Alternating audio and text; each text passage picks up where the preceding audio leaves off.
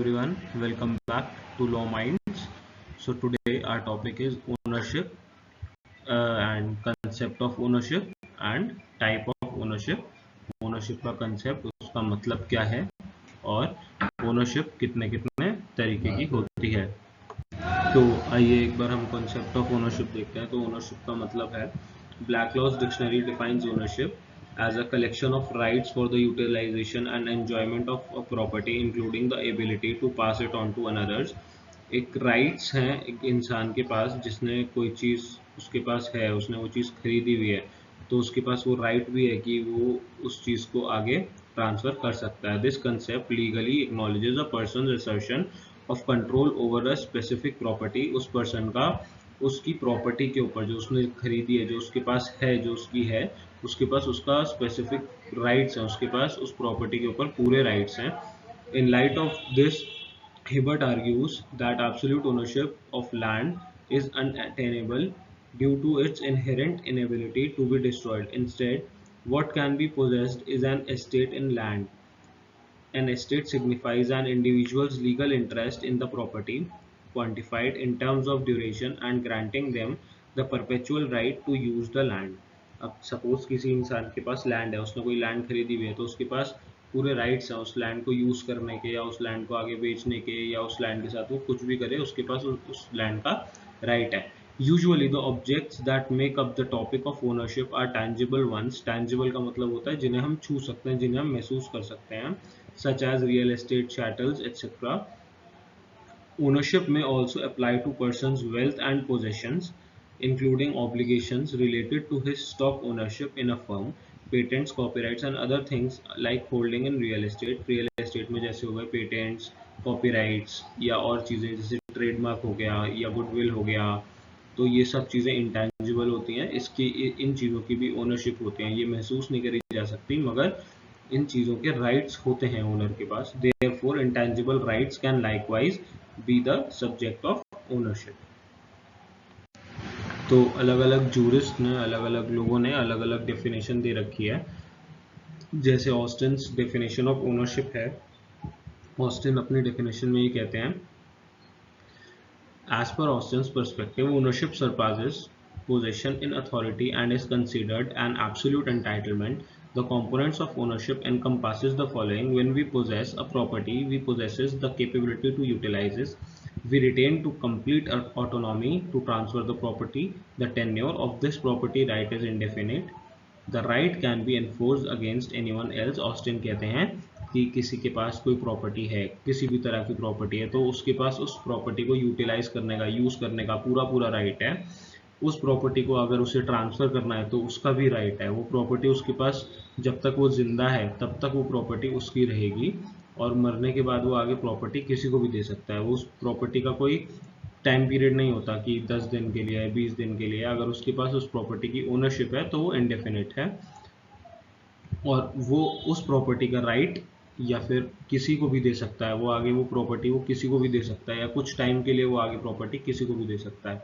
Austin contends that ownership constitutes a right that prevails universally within the boundaries of the law, enabling unrestricted utilization of possession. He added that ownership claims unlimited temporal scope and unrestrained utility and unrestricted transferability.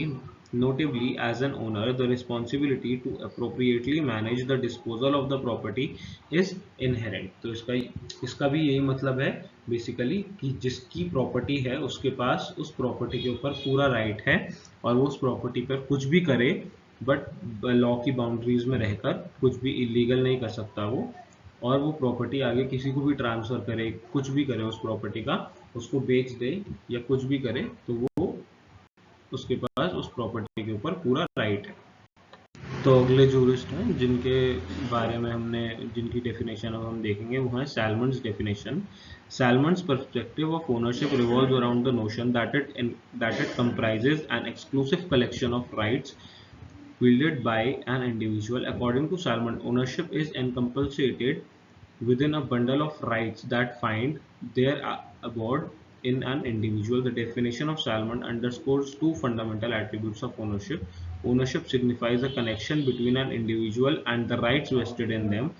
Ownership जो है वो salmon कहते हैं कि ownership जो है वो basically एक इंसान के राइट्स पे डील करता है कि उस इंसान के पास क्या क्या राइट्स हैं ओनरशिप को लेकर, उस चीज़ को लेकर जो प्रॉपर्टी उसने खरीद रखी है उसके राइट्स क्या क्या हैं उसके ऊपर। Ownership takes on an intangible form of structure.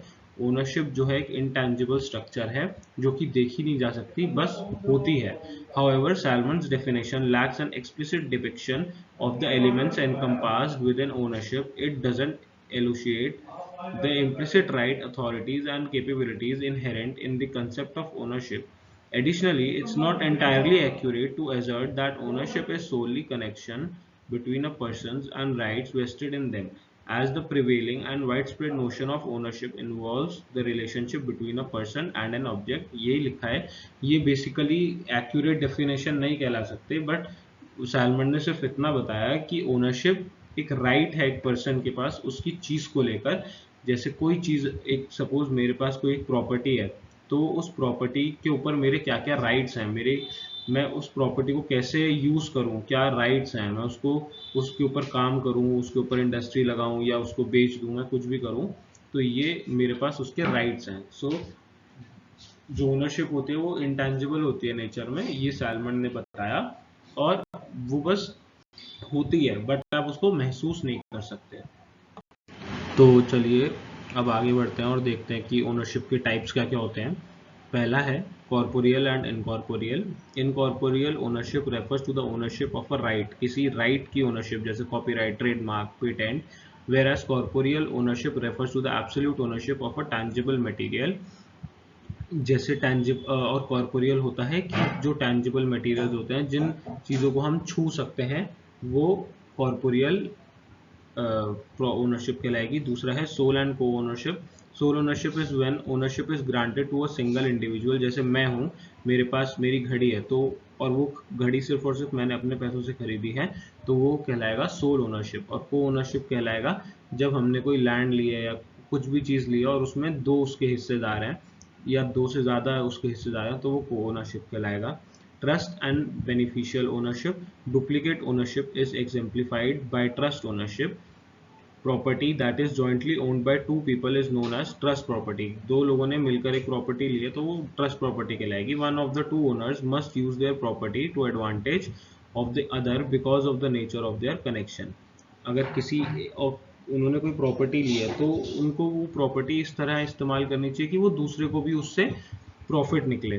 The former is owned by the trust and is known as trustee. The beneficiary of the latter is referred to as beneficial ownership. Although he represents his beneficiary in the eyes of the law, a trustee is notional and untrue. He is merely a person to whom the law has granted someone else's property. The property belongs to the beneficiary, not the trustee in the relationship between them। तो fourth point है हमारा legal and equitable ownership. Equitable ownership is defined as being recognised by the rules of equity as oppose to legal ownership which refers to ownership as it is recognized by the laws of legal system। Legal ownership कहलाता है कि जैसे एक इंसान है, उसने कोई property खरीदी है, तो उसके पास उसके सारे पेपर होने चाहिए प्रॉपर तरीके से, तो वो लॉ की आइज में लीगल होगा, तो वो लीगल होनी चाहिए प्रॉपर्टी। और प्रॉपर्टी के जो राइट्स हैं वो इंसान के पास तभी आएंगे जब वो लीगली उसको एक्वायर करेगा। लीगल क्लेम और title to property is what it is.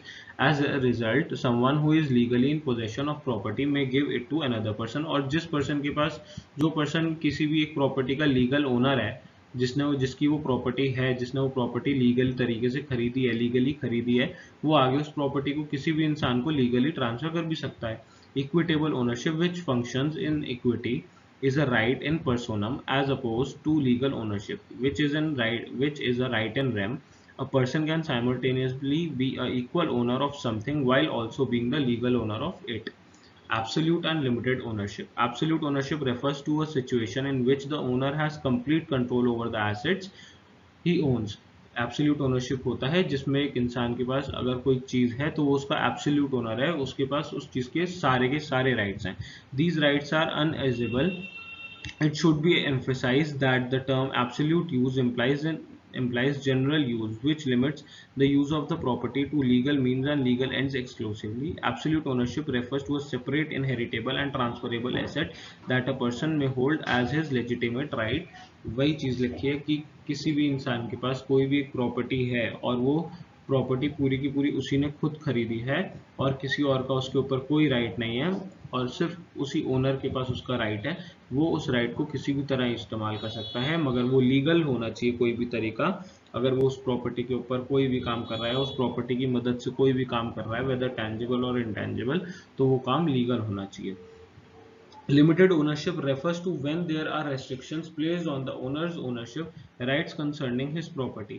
Limited ownership is imperfect or non-absolute ownership, wherein the owner has a temporary right to use and enjoy the property while another person is still alive. Limited ownership होती है, limited ownership non absolute ownership भी हो सकती है, जिसमें एक बंदे के पास कोई प्रॉपर्टी है लेकिन उसके पास वो सिर्फ उस प्रॉपर्टी को लिमिटेड चीज़ों के लिए ही यूज़ कर सकता है, लेकिन उसका जो मेन हेड है, मेन ओनर है, वो क्योंकि वो अभी भी जिंदा है। सपोज मेरी कोई प्रॉपर्टी है, मैंने अपनी प्रॉपर्टी किसी एक इंसान को दे दी कुछ टाइम के लिए, तो वो इंसान उस प्रॉपर्टी का ओनर हो जाएगा, मगर उसके पास फुल राइट्स नहीं होंगे क्योंकि वो प्रॉपर्टी अभी भी मेरी है। जब तक मैं मर नहीं जाता तब तक वो प्रॉपर्टी उसको ट्रांसफर नहीं होगी।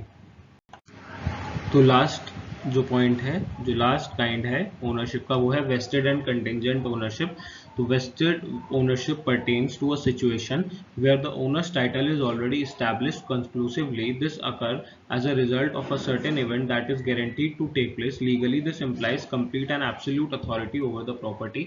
मतलब एक इंसान, मैंने कहा कि कल सुबह होगी तो ये प्रॉपर्टी मैं बी को ट्रांसफर कर दूंगा, तो अब बी तो उसका ओनर हो ही चुका है एक तरह से, क्योंकि कल सुबह तो होगी ही होगी। ये मैंने एक शर्त रखी थी कि कल सुबह होगी तो ही मैं प्रॉपर्टी बी को ट्रांसफर करूंगा, तो ये कहलाएगा वेस्टेड ओनरशिप कि कल तो होना ही होना है, जो भी इवेंट घटनी है वो तो घटेगी ही घटेगी, कल तो होगी ही होगी, तो कल होते ही बी उसका ओनर हो जाएगा।